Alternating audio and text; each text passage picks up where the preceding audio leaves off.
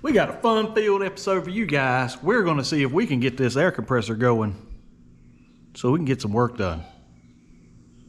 Check out the episode.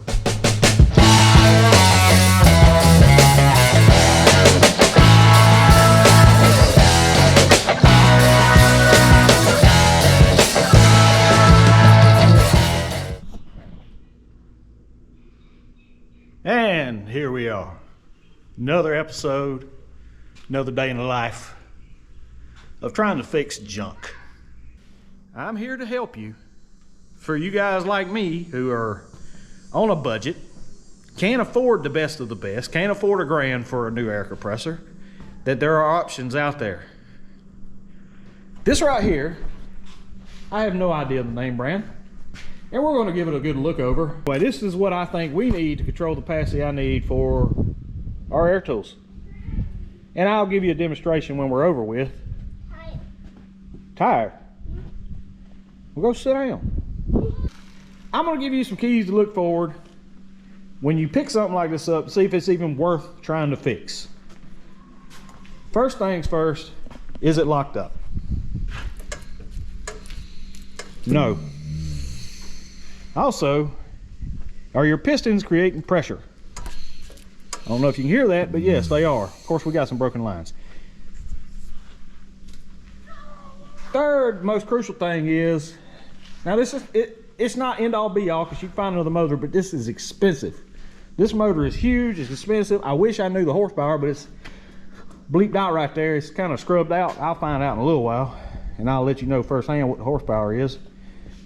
Is your windings open in your motor, the rest of the stuff. So let's go ahead and get started. We're going to pull this pressure relief valve off, take it apart, clean it up, see if we can make it work. Boy, it screams too much. All right, sweet dandelion, sweet dandelion, I'm gonna carry it home. All right, I think I found the Venice screwdriver I have out here. That's pretty awesome. They suck though. All right, now we need to pull this. When I told you to check the windings in there, these two are the ones you want to touch. This is the ground, white, black. Touch these two. Make sure it's loose from the contacts, but touch them, and you should get a reading if the windings are good. Set your volt and ohm meter to ohms.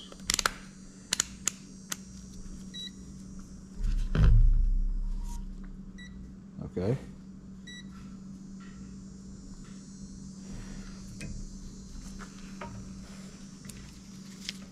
Do a little test. Yep.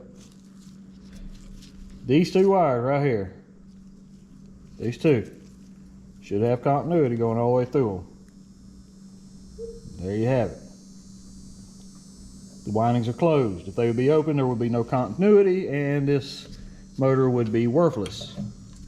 There you go. I showed you how to check. See, that don't mean this thing is great. It don't mean the bearings are good in this thing, but we know that if we put power to this motor, it will turn on and go.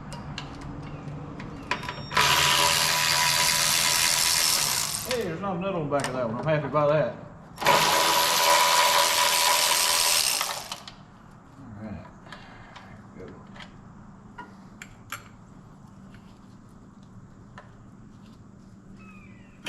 Be able to pop that right off there. Look at that. Look at that, guys. Look at that, guys. Just pop that baby right there. Oh, it used to be green maybe. There we go. There she goes. Now you're probably saying to yourself, Steve, what makes you confident that you can get this thing working? Well, I'll tell you what. Stuff like this, as old as it is, this goes with old cars, milling machines, drills, have you. They were built to be worked on. They weren't built to be break and be replaced. So yes, I have confidence that I can make this pressure valve work, this contact work. Does that mean I'm 100% sure it's gonna work? I think that's what I just said. I don't know. No, I'm not 100% sure. I'm not 100% sure about anything. But I'm 100% sure I'm gonna try to make this thing work. And hopefully it does work, because I kind of dig it. And it's lasted this long the way it is, so let's see if we might make it last a little longer. This is where you find out how stuff works. And how skilled you are in making it go back. Now if you can see right here, I don't know if y'all can see that, but I'm gonna give y'all a good look at this. The line coming from here, this is coming from the tank side. It's coming up right here. And this is pushing this up to where, hell, I don't know. We'll figure it out though. We'll figure it out. Big deal. It looks like there's a blow-off valve supposed to go right there. We may have to find some blow-off valve. Go right there.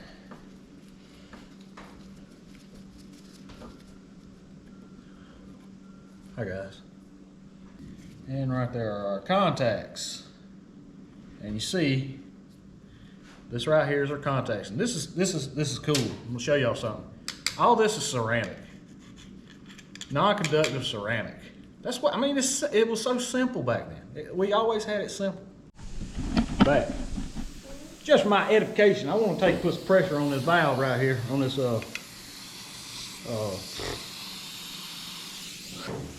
I'm gonna put some pressure on this old gauge right here because I kind of like it. I want to make sure it works. Oh yeah. See that?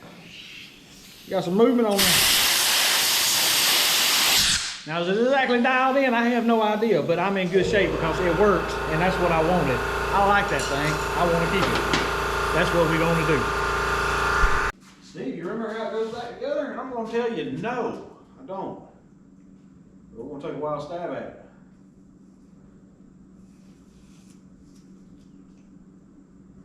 Man, that gauge looks a whole lot better with a good coat of paint on it. I ain't gonna lie.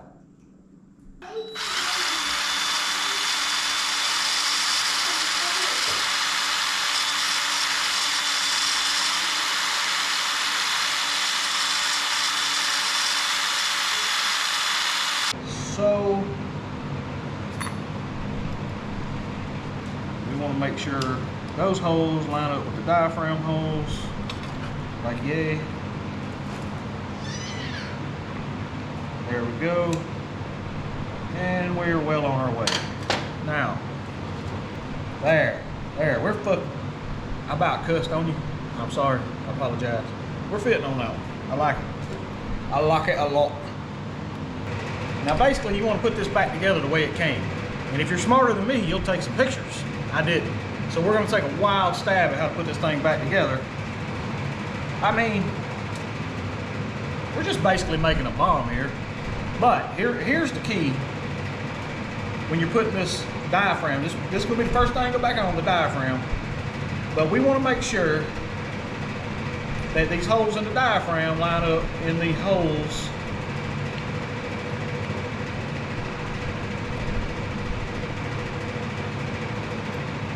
of this base plate. So we want to make sure this is going in the right direction as well. So it's kind of, and basically I just made sure that it's going to line up with the copper line down below. Then you have this dealio coming here. Then you have the, of course, you have the gauge. It's not always for the faint of heart. Sometimes you have to do sketchy stuff. Sometimes you have to work with sketchy stuff. And this is one of those times. I have no idea if there's cracks in that tank. I have no idea if there are unforeseen situations where this compressor wasn't worked before. Was taken out of use. It may have just been for the age it was taken out of use. And kind of run those down a little bit with a screwdriver.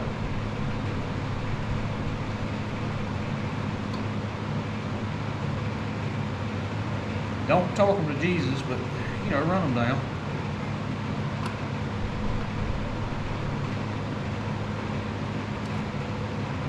Notice I did opposite sides. I don't know if it makes a one bit of difference in the world. I've just always been under the know how to say it. I've always been under the inflection. Is that a word? I've always been under the inflection. We're going to use it as this word. We've been under reflection that alternating the tightening of screws and circles, much like a wheel, probably benefits the even spread of pressure. Yeah. I think that's the way Stephen Hawking would have said that. Now, I'm not telling you how to do everything. You rebuild your stuff the way you want to, but I'm thinking those probably would have benefited from some Loctite, because the air compressor does what? It vibrates. When it vibrates, it can shake all kind of stuff loose. So, yeah, if you feel the need, slap you some stuff on there, Loctite on there. Bushing. Then these two plates right here will go over top of the bushing and slide over top of the diaphragm, much like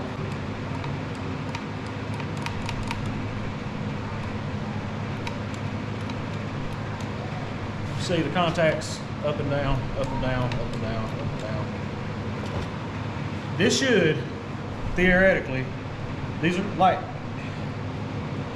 simply, there should be no, oh, brain fart here. There should be no continuity between these two posts at the moment. When this valve fills up, it should push this up right there. Let's check it right there, see if there's continuity. Nothing.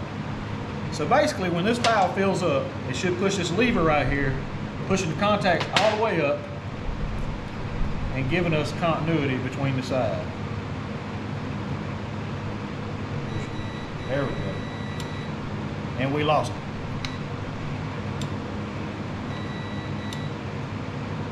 That's the way it should work. It's a pretty simple concept.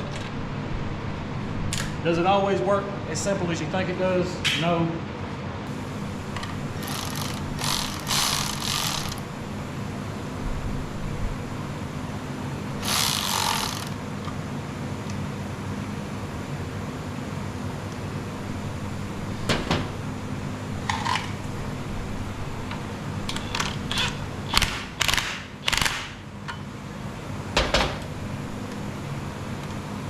There we go.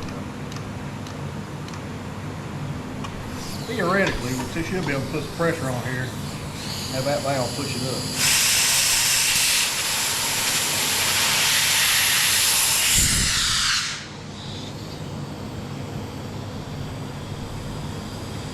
So as long as that valve's working right, we're going to have a good setup there.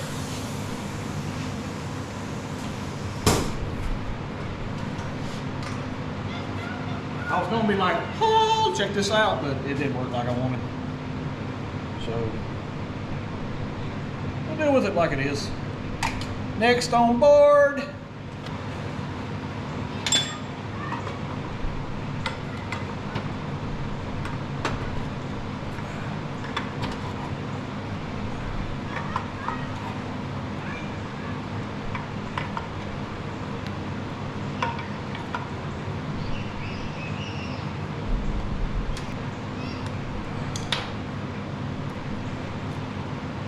We're going to put our beautiful gauge back on.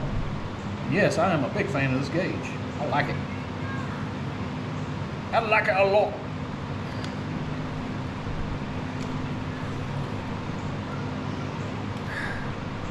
I like it a lot. Yeah. There we go. That's a pretty gauge to me. I did blow in it to make sure it worked. I used an air compressor. I didn't use my mouth.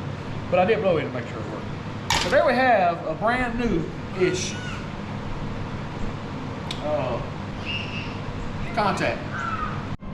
Okay, we're at the point now where we got to get this compressor ready to take power. So before we put the valve on, we've got to pull off these right here, which now those are loose. We've got to make this fit here. What we're we're gonna do right now is make a line, new copper line. Well, it's a scrounge copper line. From here to about yay. Of course, you don't want so much slack you can't hardly move the thing, so I'm gonna bend it right. Cut that thing about right there. Cut it about right there. I have had to go buy some fittings for this thing because I didn't have those exact fittings. And not everything's the same. The way this works is your nut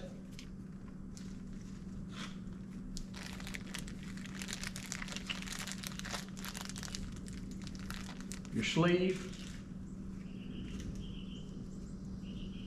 goes on after the nut, and it should slide right over top of that copper, but as you can see it's flared a little bit where I cut it, so we'll knock it down a little bit. Now with that compressor sleeve on there, you want to push that pipe down in there as far as she'll go, which I'm assuming is right there. Then, what the hell I do with the nut there? There it is. It's there staring at it. Now before you get this one put in, you want to drop that down like yay.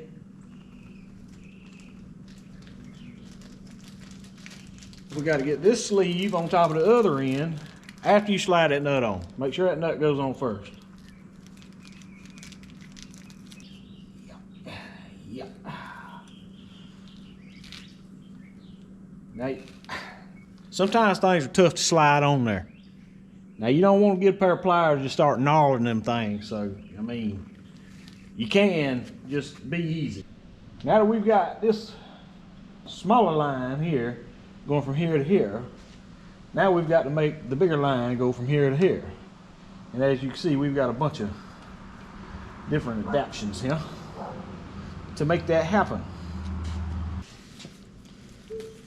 Whenever I'm doing anything like this, any job like this, especially a plumbing job or piping job, I just, you know, it's easier to do one piece at a time and build off of that. So of course, we're going to shove it in there like we're about to put it in there without the thread tape on it, so that's smart. This is where this beautiful pipe wrench comes into play. If you don't have a pipe wrench, I suggest you get one. They are invaluable to pipes.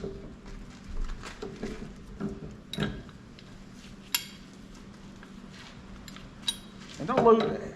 If you have any sense, you won't be like me and leave your shit out in the rain to where it rusts. But the great thing about pipe wrenches are you can about ratchet them like a regular ratchet wrench.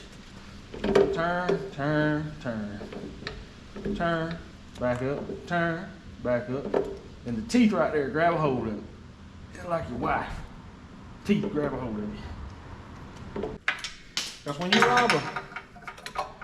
when you rob a line off something else and put it on something else and put it on something else,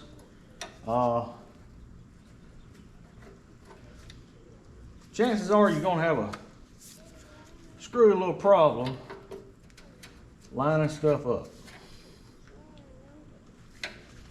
And you got to be careful because you don't want to kink it like so. There's not a lot of forgiveness when it comes to this stuff, so you got to really know what you're doing and how you want to work it in order to get your best shot at success here. So now that it's on there, let's see if we can get it started here. And like I said, this is the main line that feeds the tank here. So you need to be extra responsible with this line right here, because it blows, that tank's gonna unload, and that pump's gonna keep unloading until you get it shut off. So y'all see we got the small line coming from this pump down to the main chamber. We've got the main line coming out now. We got one more thing we got to put on there, and that is the exit hole. That's gonna be right here. This is where your main feed line is gonna come from the tank. And what I've got for that temporarily till I get it, I'm gonna have to get it plumbed into the house at some point. into the garage at some point. Yes, this thing will be going outside because it's hard to film. It's hard to film with an air compressor going. Now we got a manifold to run our hoses off of. Yeah, I know that.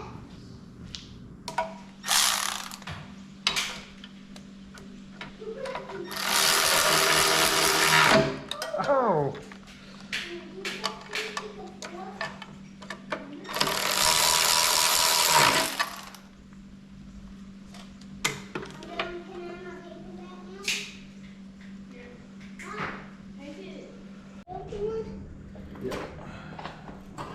The one with a missing wheel I like to fall out of every chance I get. All right, comes to a decision. I'm gonna replace this wiring over here. I just don't like it. So we're gonna get in here.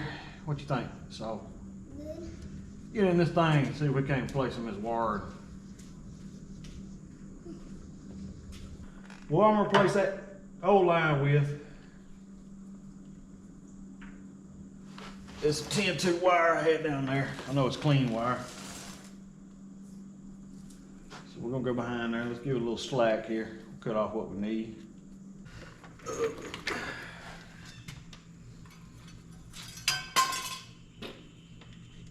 Turd.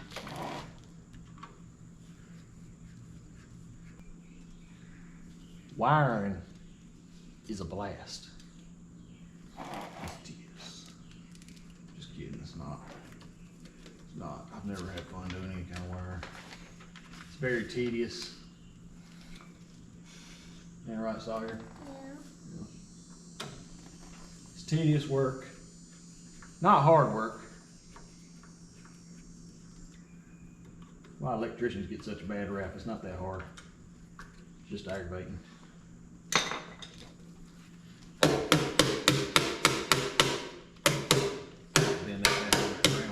See, we pop a little silicone around this thing. You'll never know. You'll never know. All right. What are y'all looking at? See if this thing got some oil in it. Probably won't stand behind me. Stand right there. See what oil situation in this thing is.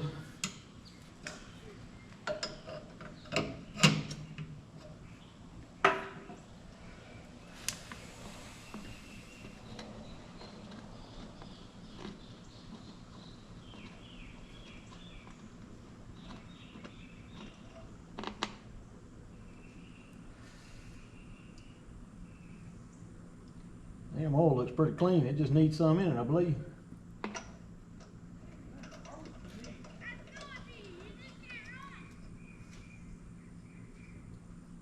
The oil looks pretty good. I think it just needs some in it. It's not bad. It's a little dark, but it ain't horrible. All right, guys, ladies, gentlemen. I don't know. We're at that point now where we're going to wire the motor up. Look here. We got some fresh wiring in the motor. Got some fresh lines on this thing. Well, fresh air. Lee. I hope that thing's not cracked right there. I didn't even pay attention to that. Got a fresh line here, fresh line here. Fresh air. We're kind of bent right there. I don't like that at all. Yeah, so let's hope we got a good seal right here. I'm not even sure. We're at the point now we're going to wire the motor up to the pressure switch. Then we're going to run a main line in. Now, when we permanently hook this thing up, we're going to put a switch on this thing. But right now, we're just going to direct to the plug and see what happens. What is that for? That bird duty on you.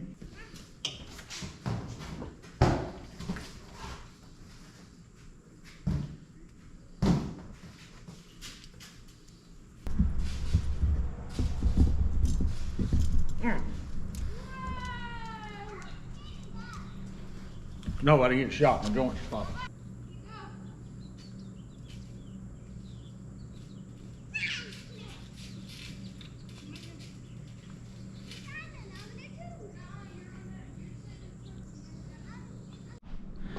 Alrighty, I think we're at that point in time where we can pop this one off, maybe. I'm a little nervous because, you know, air is kind of scary. But if we done everything right, we wired I know we wired everything right. But I'm gonna go ahead and get my earmuffs, put them on right quick. Because frankly, I don't know how loud this thing is. All right, here we go. 4, 3, 2. Where? Nothing. Huh.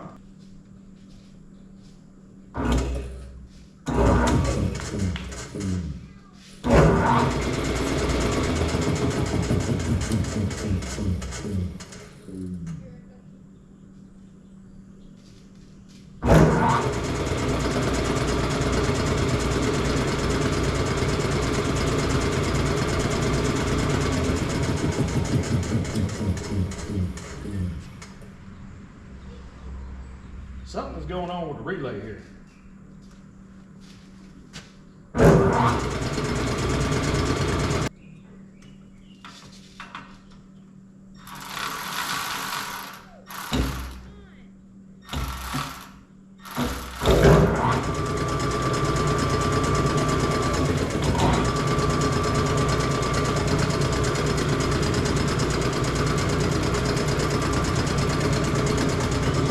I got my damn shirt tail caught in that belt. That'd have been ugly.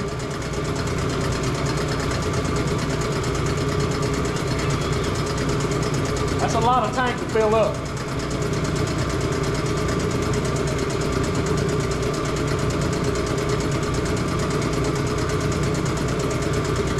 Once enough pressure builds up and pushes against this diaphragm right here, it should click it back off. Pressure coming from this valve right here. I don't know why I'm talking to you from over there. When the pressure builds up on this diaphragm, it should push back against the contacts and cut it off. When it gets low again, this should push it back up and turn it back on. But it should push this down, have enough pressure to push this down to shut it off. That's what we're theorizing.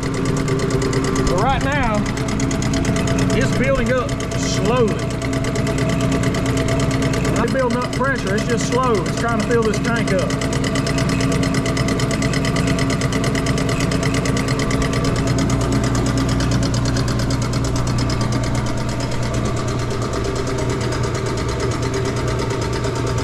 We've even got a little bit coming on the pressure side of it, on the exterior side. So we're building pressure, definitely. I haven't heard any major leaks. Guys, when you're dealing with old stuff like this, it's a toss-up on whether it's going to work or whether it's not going to work. It's definitely a toss-up. Sometimes you play with fire, sometimes you don't. You just deal with it the best you can, and you take the chances that you take. I'm definitely surprised about how quiet it is. I kind of thought it would be louder, but it's not, and that's a good thing. We're up above 60 now. I did take the filter off, make sure the filter wasn't stopped up too bad, blew it out while I had y'all on. All right, right now the pressure's sitting at 120. Kind of where I want it to stop. So what I'm gonna do,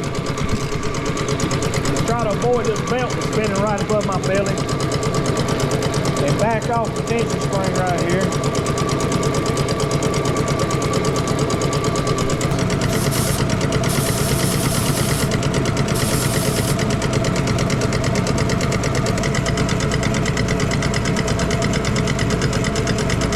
Like it's a fine line you're pushing, you want it cut off. Whew, okay. It's been a lot of adjustments going on here, but I think I finally got it where it cut off on its own, where the switch would actually work. Where are you going? So right now we're sitting at 160. I think it's 160, no, it's 180. 180 pounds of pressure in this tank right now. I'm not hearing any leaks coming from anywhere. That's a good sign. I did a lot of adjustments on the screws down here to get it just right where it'll shut off on its own, and it did shut off on its own. I don't recommend y'all doing this while it's running like I did. That was stupid on my part. My shirt could have got caught up in there. There's electricity over there, and 240 volts ain't fun to get hit with. All right, well, I think that brings us to the end of this video. It finally shut off right above 180. Though the pressure switch works, I want something a little more reliable and with a little more finesse that I can actually adjust. So yeah, I think I'm gonna end up throwing another pressure switch on there, but successfully we have brought it back to life. It runs pretty good, actually. Yeah, we ran a tool on it for a good little while and never lost any kind of power. So I think it's going to do the job we want it to do here at Clyde's Mechanical. I don't know why I said it like that. But that's the end of our journey on this thing. The next time you see it, it's going to be set up and we're going to be using it. Yeah, I'm going to throw a pressure switch on it, probably behind the scenes. Yeah, I just need a little more reliability. So don't forget, if you don't know what you're doing, just pretend like you do. See you next time.